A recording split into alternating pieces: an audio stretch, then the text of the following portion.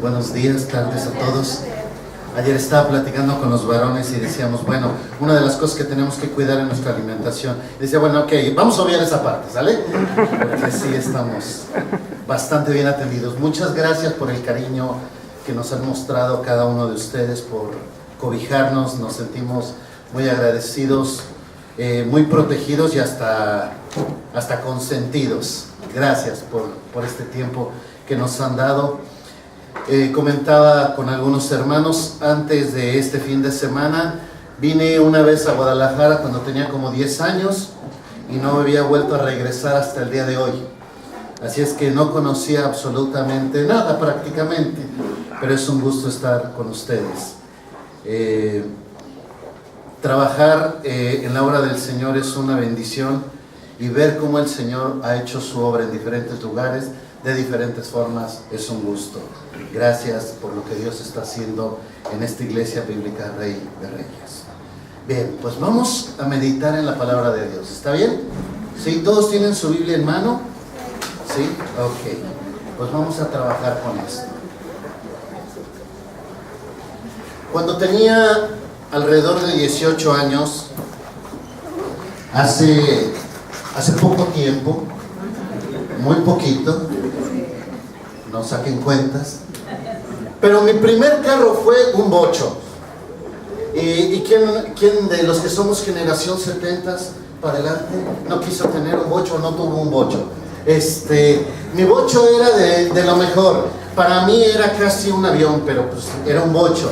Me encantaba ponerle cuanta cosa se pudiera ponerle al coche.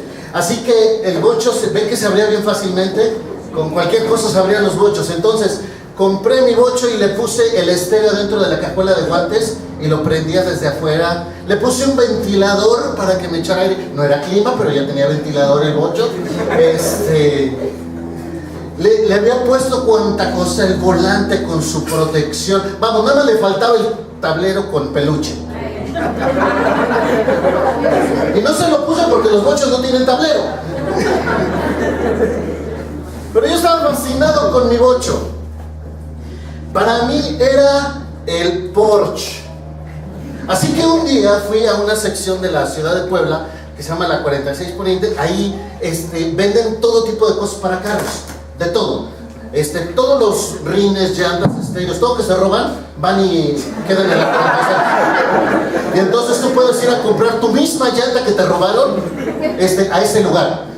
Entonces, en ese lugar estábamos cuando encuentro una cola de Porsche que se le adaptaba al bocho. Y entonces que le pongo a mi bocho una cola de Porsche y se veía el carro, no, hermoso. Le conecté los foquitos para que se prendieran con los stops del coche. No, estaba fascinado con mi bocho. Pequeño detalle, se estaba desvelando. Entonces el bocho no corría, y para cuando tenía que subir alguna empinada tenía que encarrerarlo o de plano no subía. Había veces que iba con mi carrito y ahí iba como a 40 y me pasaban los autobuses de pasajeros, ¿no? Y era penoso con mi bocho, pero para mí era lo mejor. Un día llego a la casa con mi esposa y le digo, mira mi bocho, y me dice, parece un pato veloz. Y lo de veloz era un eufemismo, ¿no? Pero para mí me encantaba mi bocho. De este ejemplo saco algunas cosas. No importa cómo me vean los demás, la realidad es que mi bocho tenía su máquina lastimada, a pesar de lo que pareciera. No importaba lo que yo pensara alrededor de mi carro, la realidad es que no dejaba de ser un bocho. No importaba cuánto pensaba que valiera el coche, cuando lo vendimos solamente me pagaron el valor comercial del carro, no valía más. Y en ocasiones es muy triste encontrar cosas que sobrevaluamos o cosas que pensamos que no valen nada. Y una de las cosas que a veces pensamos que no vale mucho es cuando nuestra condición espiritual es distorsionada y es evaluada de una manera diferente. Algunos de nosotros venimos de pasados difíciles y nuestra nueva vida en Cristo podemos verla de una forma increíble. Otros les cuesta trabajo entender la diferencia. Pero creo que dar un valor equivocado a las cosas es un error. Es un error que tenemos que considerar. ¿Cuánto vale su nueva vida en Cristo? ¿Cuánto vale esta realidad que está viviendo? ¿Cuánto pagaría por ella? ¿Cuánto estaría dispuesto a pagar por aquello que antes vivía y que ahora no? El texto de esta semana que tenían que memorizar dice: les hablo así, hermanos, pues ustedes han sido llamados a ser libres, pero no se valgan de esta libertad para dar rienda suelta a sus pasiones. Y todos los que han estado estudiando este pasaje de Gálatas 4 hace referencia a esclavitud, libertad, y está contrastando estos dos conceptos.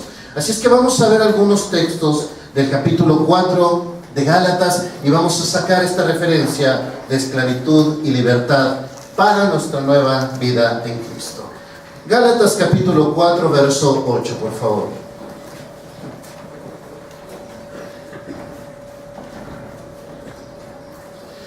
Dice así la palabra: ciertamente en otro tiempo, no conociendo a Dios, servíais a los que por naturaleza no son dioses. Mas ahora, conociendo a Dios, o más bien siendo conocidos por Dios, ¿cómo es que volvéis de nuevo a los débiles y pobres rudimentos a los cuales os queréis volver a esclavizar? Guardáis los días, los meses, los tiempos y los años. Me temo de vosotros que haya trabajado en vano con vosotros. Dice el texto así: en otro tiempo servíamos aquello que no es Dios. Se entiende claramente que una persona que no conoce a Dios, que no ha tenido un encuentro personal con Jesucristo, este tipo de personas viva sujeto y atrapado a ciertos intereses y placeres, que trabaje por beneficios personales, que esté sujeto, atrapado a ambiciones o pasiones, que luche con su egoísmo. Es entendible que una persona que no conoce a Dios se comporte y conduzca de esta manera, pero utiliza un pero. Y pero es un contraste. Ahora, los que hemos sido alcanzados por Dios, esto apela a un hijo de Dios que se comporta diferente, aunque en ocasiones muchos son miembros activos de la secreta. ¿Qué es la secreta? Aquí en estas iglesias que son más pequeñas es bien fácil conocernos a todos, ¿verdad? Pero imagínense, vengo de una iglesia donde somos 1600 personas y 4 cultos diferentes. Entonces, hay mucha gente que busca este tipo de iglesias para que no se encuentren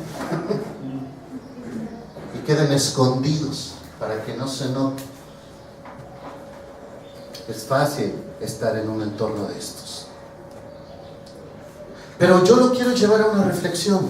En su trabajo, en su escuela, en su hogar, en sus vecinos, ¿conocen que usted es un hijo de Dios? Podrían decir: ah, mira, el vecino es un fanático religioso. Bueno, por lo menos, ¿no?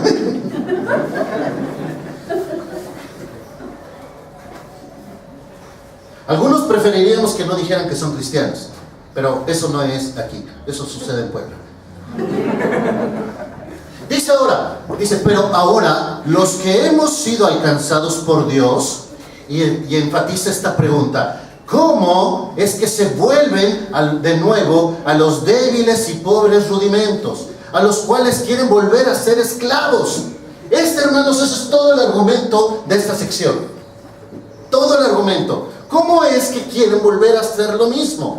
Y la declaración de Pablo está sujeta a estas personas que querían regresar y perpetuar tradiciones, mandatos y costumbres judías. haciendo referencia a que nuestra nueva vida en Cristo, las cosas son diferentes y todo aquello que se vivió antes es figura, que sirvió muy bien en otro tiempo, que tuvo su función, pero que ahora no es necesario, mucho menos un requisito.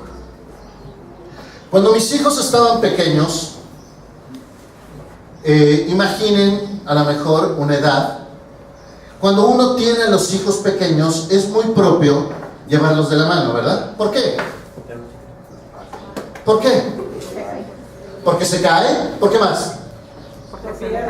¿Porque se pierde? ¿Por qué más? Porque lo atropellan, porque se arranca a correr en cualquier momento. ¿Por qué más? ¿A cuántos de ustedes se les perdió un hijo en el mercado, en el súper, en algún lugar de eso? Y el que tiene como que se parece, ¿verdad? Sí, ¿verdad? Bueno, pues cuando tienen esta edad es muy propio llevarlos de la mano, ¿verdad?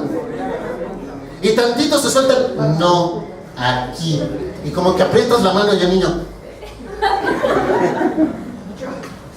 Ahora imagínense esto. Un jovencito, estilo este chaparrito,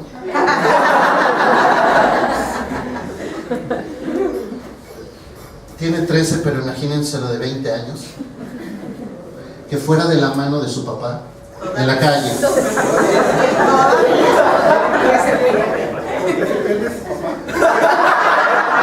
Bueno, ese es un buen punto, ahora se pierde el papá.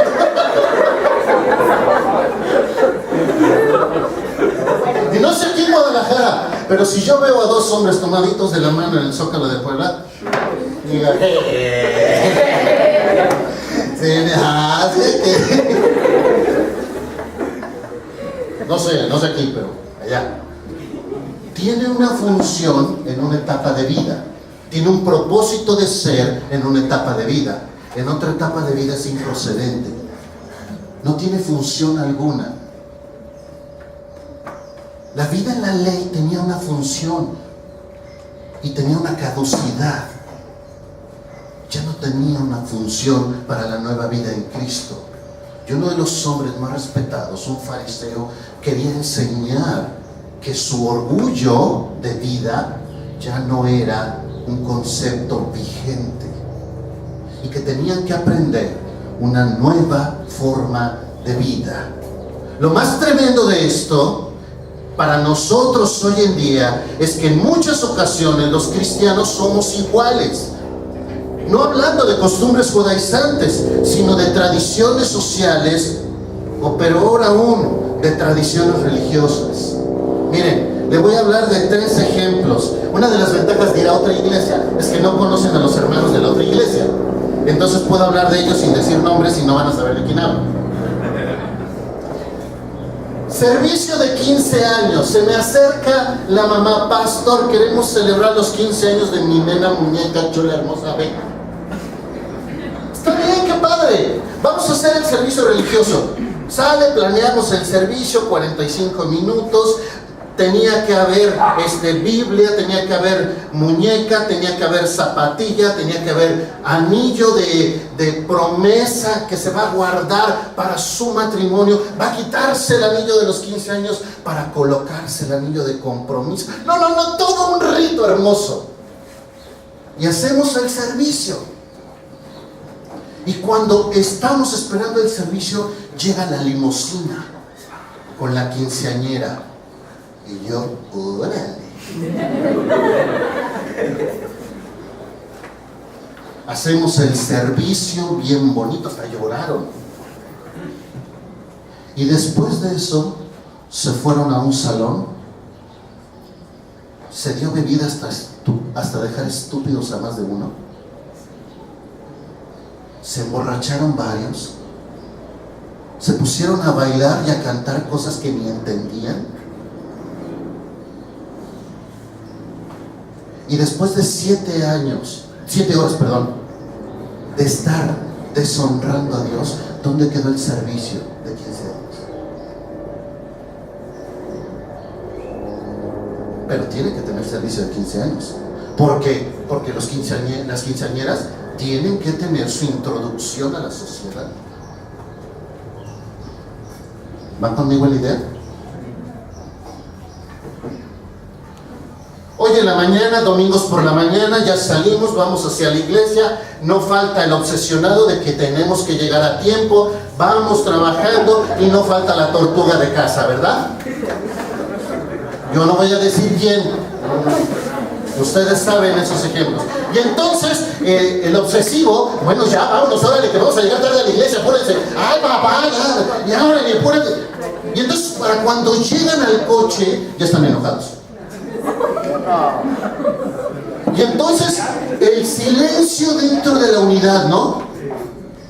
Vamos, hasta se puede oír la mosca. 3 semáforos, dice, bueno, que se ponemos música para que no se oiga el silencio. Llegan a la iglesia, ay, gracias a Dios que son en grupos, así que cada quien a su lado, a su grupo. Después hay comida así, pero me junto con mis cuates. Y yo le pregunto, ¿a qué venimos a la iglesia? ¿Venimos a adorar al Señor? ¿Tenemos un corazón de adoración? ¿O estamos sentados en los grupos diciendo, si me vuelve a preguntar esto, le voy a contestar esto, porque ¿qué se cree el otro? Que no, le voy a dar permiso de esto? ¡Ay, sí! El asunto. Como que de repente perdemos el propósito de las cosas, el objetivo de las cosas. En una ocasión llega un hermano y me dice, me quiero casar con mi novia. Oye, qué lindo, qué bueno que se quieran casar. Hicimos todo el proceso, yo no llevé la consejería prematrimonial, la llevó otro pastor.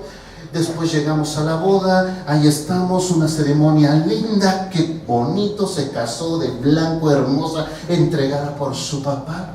Y 6 meses después, ¡tarán!, salió el 7 mesino.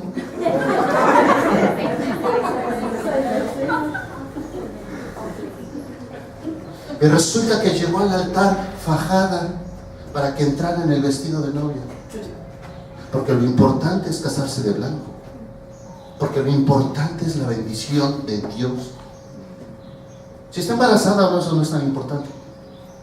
¿Ven cómo de repente distorsionamos los conceptos y perdemos lo más valioso por estar sujeto a tradiciones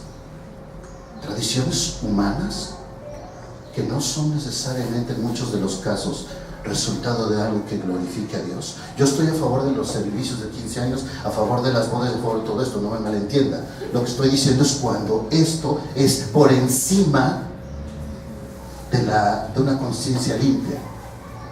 ¿Vemos la diferencia?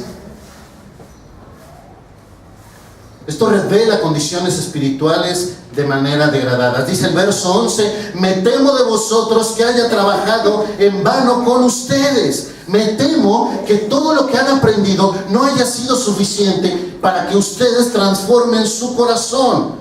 A partir de este momento el apóstol introduce 3 conceptos que argumentan este mismo punto. 3 conceptos que van a argumentar esto. No se regresen a la vida que vivían. Y va a apelar a 3 partes de la vida. Dice la Escritura que nosotros somos imagen y semejanza de Dios. Y somos imagen y semejanza porque tenemos intelecto, emociones y voluntad. Bueno, el apóstol Pablo utiliza estos 3 argumentos para los Gálatas para decirle, no se regresen a vivir lo que vivían antes. Vean conmigo, por favor, verso 12 empieza con la apelación de tipo emocional. Primero, dice verso 12, os ruego, hermanos, os ruego que os hagáis como yo, porque yo también me hice como ustedes. Ningún agravio me habéis hecho, pues vosotros sabéis que a causa de una enfermedad de cuerpo anuncié el evangelio al principio, y no me despreciasteis ni desechasteis la prueba que tenía en mi cuerpo. Antes bien, me recibisteis como un ángel de Dios, como a Cristo Jesús. Hay una apelación a un ruego por varios elementos. Primero, porque tenemos una gran identidad. No les hablo como un ajeno que vino. Me encantó un argumento que decía Rebeca allá. ¿Cuándo va a disciplinar? Cuando tenga la cercanía para poder hacerlo. Pablo tenía toda la autoridad para hacerlo. Tenemos una identidad, hay cariño entre nosotros, hay aprecio, hay cercanía. Y no solo hubo una cercanía superflua, también hubo una cercanía en tiempo de adversidad. porque hubo una enfermedad y a través de la circunstancia de esta enfermedad fue que ellos recibieron a Pablo y le recibieron de muy buena forma. Está respaldado esto bajo toda la dimensión emocional. Mire, cuando tenía alrededor de 13, 14 años trabajé para la Italpasta. Trabajamos como encargados de mantenimiento en el área de montaje eléctrico. Entonces, era muy matado mi jefe y entonces nos quedábamos a trabajar 2 o 3 días seguidos en la fábrica. Checábamos lunes, checábamos salida miércoles, jueves, más o menos. Y nos dormíamos algunas horas en los secaderos de pasta. Como son lugares que están a 50 grados, en la parte de afuera, en la parte de arriba estaban a 38, 40 grados y era muy agradable para dormir, unas 5 horas más o menos. Eran tiempos muy difíciles donde no había a veces dinero ni para comer. Entonces los mismos operadores de las líneas de producción nos prestaban sus cubetas de lámina, nosotros agarrábamos la pasta, la hervíamos y eso comíamos. Y eso comíamos. Nos brincábamos por el techo, nos íbamos por todo el techo, nos bajábamos en la galletera y en la galletera agarrábamos las galletas y el café. Y el azúcar. Y entonces lo que gastábamos era en el sobre de café que también hervíamos. Y así comíamos pasta, galletas y café. Pasa el tiempo. Por cierto, yo ya comí mi dotación que me tocaba en este mundo de sardinas, de frijoles en polvo y todo este tipo de cosas. Ya sacié mi dotación. Lo que queda es para ustedes, hermanos.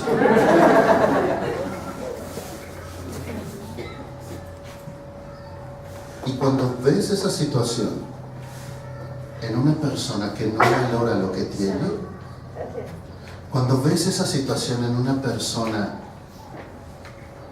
que no agradece lo que tiene, sí te genera una sensación de tristeza. Porque están todas tus emociones involucradas, tus experiencias de vida, tus vivencias y aún tus frustraciones. Y entonces hablar de algo que te apela fuertemente a tu corazón no es tan fácil. Este es el sentir del apóstol. Este es el sentir del apóstol. Con todo mi corazón les ruego, no regresen a eso que estaban viviendo. Les hablamos con el corazón en la mano. Pero sigue una segunda apelación, la apelación de tipo voluntad, a la voluntad. Vea conmigo el verso 15. ¿Dónde pues está esa satisfacción que experimentabais? Porque les doy testimonio que si hubieran podido, les hubieran sacado los ojos para dármelos. ¿Me he hecho pues enemigo vuestro por deciros la verdad? Esta segunda apelación tiene que ver con la voluntad. Mira los argumentos que usa el apóstol. Yo puedo ser testigo de la satisfacción que ustedes experimentaban. Vi la generosidad en su vida. Algunos hacen referencia a esto para decir que la enfermedad del apóstol Pablo era una enfermedad en los ojos y que la referencia en Corintios que hace de su aguijón en la carne es una enfermedad en los ojos. La verdad no tengo certeza de eso, pero puede ser una situación válida. Pero el verso 16 es muy interesante. ¿Me he hecho pues vuestro enemigo por deciros la verdad? Hay un dicho muy mexicanote que dice, la verdad no peca, pero... El Señor lo dice así, Proverbios 27:5, mejor es reprensión manifiesta que amor oculto. No nos gusta que nos digan la verdad, ¿verdad? Yo tengo esta premisa. Prefiero que me digan la verdad, aunque eso me duele. Mi anhelo es que usted tenga ese anhelo también. ¿Por qué? Porque somos seres humanos caídos que si no fuera por la gracia de Jesucristo estaríamos perdidos. Entonces tenemos que entender nuestra vulnerabilidad a la luz de esto. Y cada uno de nosotros somos personas que podemos ser cuidados, protegidos y advertidos. Pero cuando no queremos eso, empezamos a caer en una distorsión que es cobijada por una cosa llamada orgullo. Y el orgullo, hermanos, es muy fuerte. Es el pecado que Satanás tuvo, por el cual pensó que podría ser igual a Dios. Verso 17. Tienen celo por vosotros, pero no para bien, sino que quieren apartaros de nosotros, para que vosotros tengáis celos por ellos. Bueno es mostrar celo en lo bueno y siempre, y no solamente cuando estoy presente con vosotros. Hijitos míos, por quienes vuelvo a sufrir dolores de parto hasta que Cristo sea formado en vosotros. Quisiera estar con vosotros ahora mismo y cambiar de tono, pues estoy perplejo en cuanto a vosotros. Existen influencias de otros que están modificando nuestras convicciones, porque esas personas tienen un celo enfermizo. Y de una vez déjeme decirle, esto siempre va a suceder. Siempre va a haber personas en nuestro entorno que van a querer tener una influencia sobre nosotros y afectar nuestras convicciones. Siempre va a haber alguien que tenga un entorno diferente al tuyo, que pretenda jalarte a ese entorno. Siempre. Siempre vas a tener una persona de este tipo. Este sería un buen elemento para reflexionar.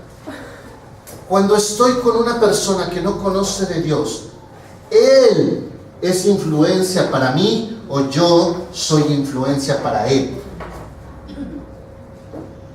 Valdría la pena que reflexionáramos. Porque Mateo capítulo 5 dice que somos luz y sal. Y la luz no sirve si está cubierta, y la sal no sirve si no es para cuidar y para dar sabor. La parte de cuidar tiene que ver porque en esos tiempos no había refrigeradores, y la sal cubría ese tipo de cosas.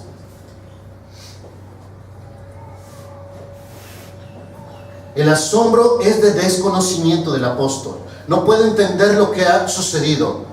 Cuando una persona se permite alejarse del Señor, es influenciado negativamente, es capaz de hacer cosas que ni siquiera imaginamos. La capacidad que tiene un ser humano de hacer daño es impresionante. Tenemos un ministerio en diferentes lugares de la Iglesia de Protección Social. Tenemos un ministerio en la cárcel. Y un día llevamos a jóvenes a hacer un culto dentro de la cárcel. Nos dejaron meter batería, teclado, guitarra, el equipo, así todo. Y llegamos y lo pusimos en el patio central del Cerezo y con los jóvenes. Y entonces llevábamos a unos 15 jóvenes porque no nos dejaron meter al grupo completo. Y entonces metemos a los 15 jóvenes, el grupo de alabanza, las señoritas que cantaban, los instrumentos y todo. Ya estamos bien contentos. Y se junta con nosotros la iglesia de la cárcel. Los hermanos que tienen su iglesia ahí en la cárcel. Y entonces nos dice ahí, me dice, mira, lo correcto y lo mejor es que uno de los presos se vaya con uno de los jóvenes. Y yo, ok. Señoritas, 18, 20 años, 16, que el papá me dijo, te le encargo, pastor. La voy a soltar con un cuate que en la vida he visto y que está guardado en el Cerezo, a un lugar que no conozco. Entonces en ese momento me temblaron las piernitas. ¿Qué hago? Tenía ganas de ser papá pollita, ver un listoncito, todas las niñas aquí alrededor de mí y a donde yo voy. Y el Cerezo es muy grande, hermanos. Hay una zona de un mercado donde trabajan artesanías, está el patio, está del otro lado la zona de convivencia familiar y todo este tipo de cosas. Y en este momento el Señor me da un trancazo impresionante y me dice, David, tú estarías acá adentro si no fuera porque te alcancé.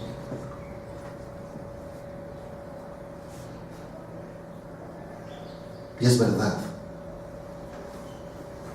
La diferencia entre ellos y nosotros es que yo conocí de Cristo antes de esa consecuencia y ellos la conocieron ya estando en la consecuencia. Y fue increíble ese servicio adentro de la cárcel. Somos capaces de hacer daño. Y dice Pablo que sentía dolores de parto por esta situación. Yo nunca entendí este tipo de daño. Tal vez las mamás me puedan decir qué significa un dolor de parto. Por ahí, ¿tu esposa está dando clases? Está dando de comer. Está dando de comer. Ella nos podría platicar un poquito y de viva voz y de muy cercano, ¿de cuántos días? De 15 días, lo que significa tener un dolor de parto. Pablo usa esta ilustración. Yo no sé, parece que estoy embarazado, pero no. Y no sé qué significa tener un dolor de parto. ¿Es duro, hermanas? ¿Sí? ¿Duele? ¿Sí?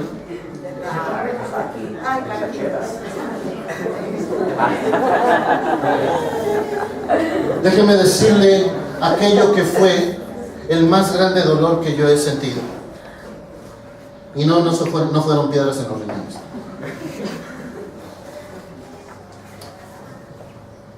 Cuando tú tienes hijos, quisieras que tus hijos tomaran tus decisiones. Pero los hijos crecen y te das cuenta que tienen decisión propia. Y en ocasiones los hijos toman decisiones. Y a veces esas decisiones no te gustan. Sentarme con mi esposa a llorar por una decisión equivocada de nuestros hijos ha sido el dolor más grande que hemos experimentado. Y me hace ver un poquito lo que yo le provoco a Dios con mi desobediencia.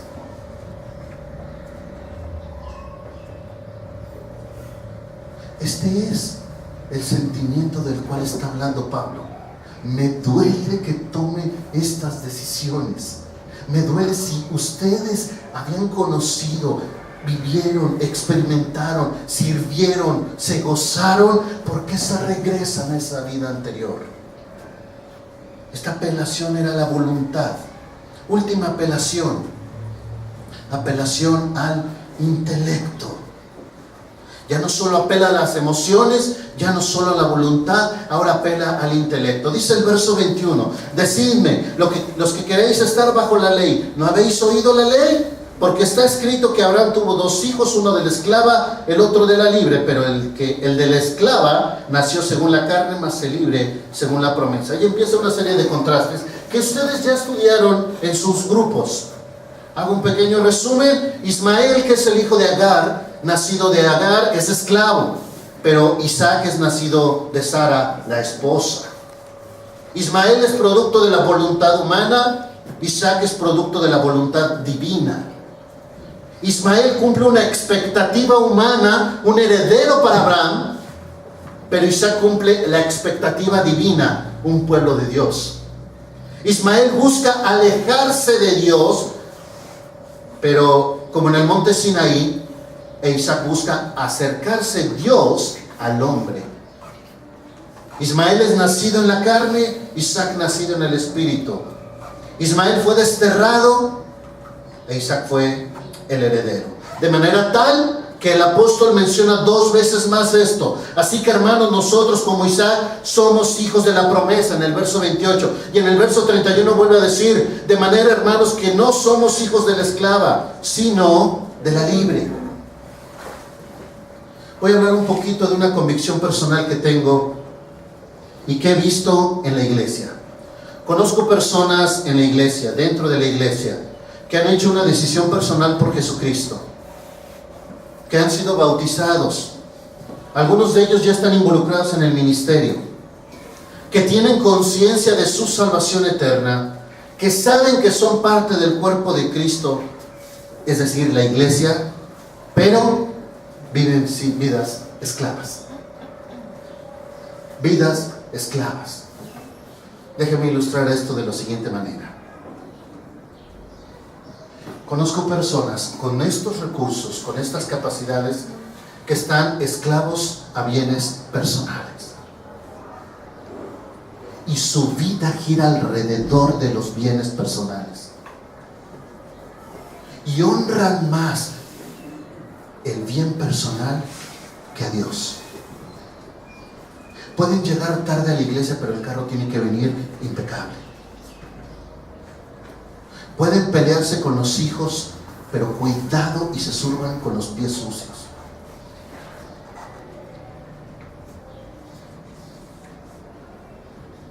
esclavos a los bienes personales. Honran más los bienes que al Señor. Otros están sujetos a la vanidad de la vida, un hedonismo disfrazado. La palabra hedonista quiere decir alguien que su propósito de vida es el placer. Y entonces usamos banderas como Dios nos manda para ser felices en la tierra. Yo no sé de qué teología lo sacan o de qué Biblia lo sacan. En esta tierra venimos para ser felices. No sé de dónde sacaron esa idea. No solo es antibíblica, es hereje.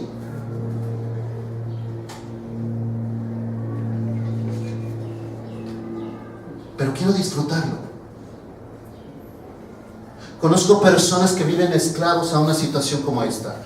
Tuvieron una situación difícil, vivieron una situación difícil, les lastimaron, y 1, 2, 3, 5, 10, 20 o 30 años después siguen permitiendo que esa persona que les lastimó les siga lastimando el día de hoy. Porque no han aprendido a perdonar. Y eso que está en su corazón lleva años pudriendo su vida espiritual. Lleva años lastimando e hiriendo, porque no son capaces de dejar eso en las manos del Señor. ¿No es esclavitud eso? ¿No es esclavitud? Personas que dicen, yo no valgo lo suficiente para... A ver, necesitas estudiar el Salmo 139. Necesitas entender nuestra posición en Cristo. Ay, es que a mí no se me da. A ver, eres dotado por Dios. ¿Por qué te limitas? Cuando estuve trabajando con jóvenes, me decían jóvenes de 24, 25 años, no, yo ya estoy viejo para estudiar. Hermano, yo estudié la prepa a los 30 años. A los 30 años empecé a estudiar preparatoria. Nunca es tarde. ¿No tuve las oportunidades cuando era pequeño? Sí. Pero no voy a culpar a mis padres el resto de mi vida por lo que no fui. Y voy a tomar responsabilidad de mi vida para hacer de mi vida lo que yo quiera hacer en el temor de Dios. Pero no voy a culpar a mi entorno por lo que sucede, porque eso es una forma de esclavitud.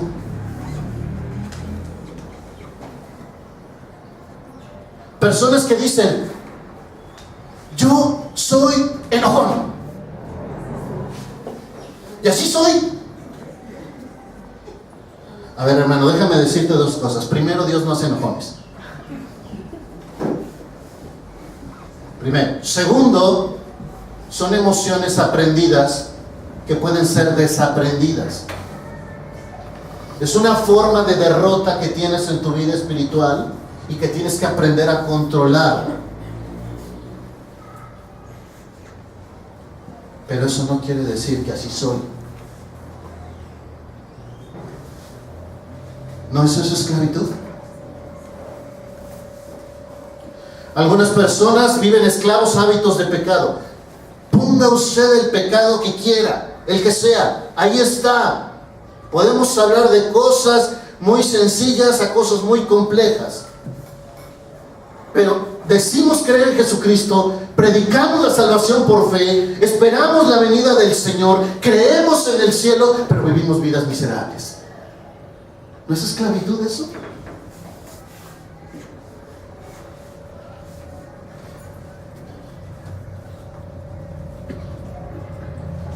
Hay personas que están considerando seriamente desobedecer a Dios en un proyecto de vida y buscan una justificación para que la Biblia diga lo que quieren hacer, pero Dios ya vio tu corazón.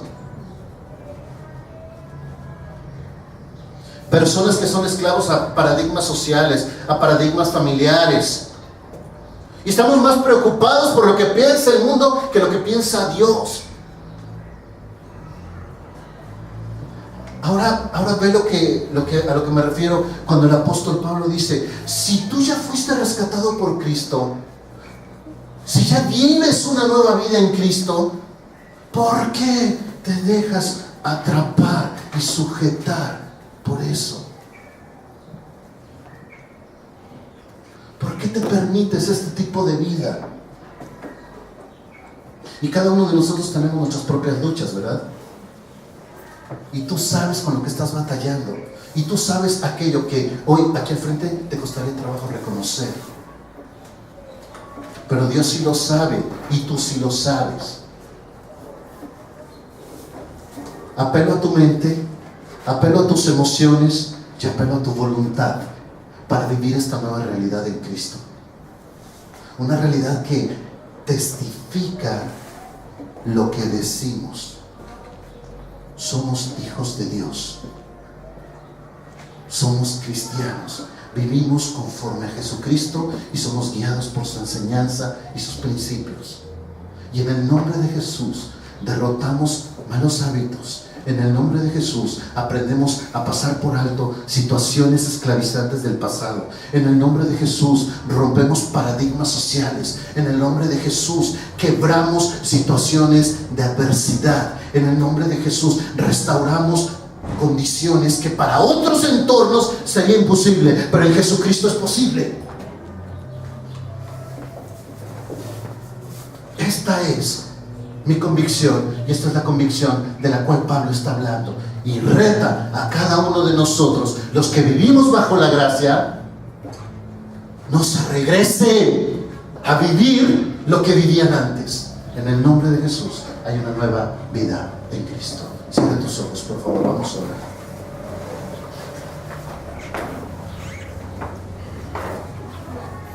Padre, retomamos estas palabras del apóstol Pablo que decía: mas ahora siendo conocidos por Dios, o más bien conociendo a Dios, más bien siendo conocidos por Dios, ¿cómo es que os volvemos de nuevo a los débiles y pobres rudimentos a los cuales queréis volver a esclavizar? Señor, en el nombre de Jesús, esto no es un principio para la iglesia bíblica Rey de Reyes. Nosotros como hijos tuyos, conociendo quién es Jesucristo en nuestra vida, entendemos que vamos a empezar un camino de victoria, un camino que honre y glorifique lo que es nuestra convicción. Entendemos, Dios, que muchas veces el entorno, el mundo y aún nuestra propia carne nos quiere regresar a una experiencia de vida previa.